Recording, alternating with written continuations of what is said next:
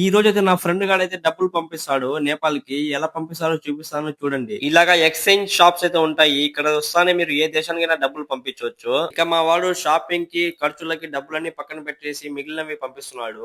నువ్వు పంపించడాన్ని బయట కూర్చున్నాని బయటకి అయితే వచ్చేసాను. బయటకు వస్తానే పెద్ద కార్ అయితే కనిపించింది.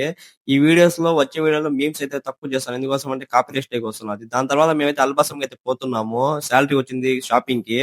కానీ ఇక్కడ మేము ఏం తీసుకున్నామంటే షూ అన్నమాట. ఎందుకోసం అంటే మేము డ్యూటీ చేస్తాము 11 అవర్స్ అలాగా.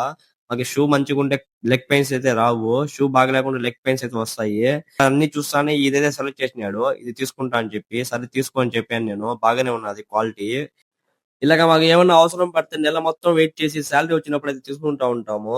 ఇలాగ ఎలబసంకి పోయి తిరిగి వచ్చేసి మళ్ళా అయితే రూమ్ అయితే పోతున్నాము షాపింగ్ చేసుకొని.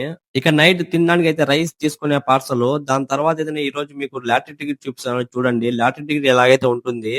మేమైతే దీంట్లో మా అడ్రస్, దాని తర్వాత నేమ్, నేషనాలిటీ నెంబర్, ఈమెయిల్ అయితే రాసేసి అక్కడే వేసేయాలి. అక్కడ ఉంటుంది ఒక బాక్స్. కానీ నేను ఇక్కడ తీసుకొచ్చాను మీకు చూపించడానికి.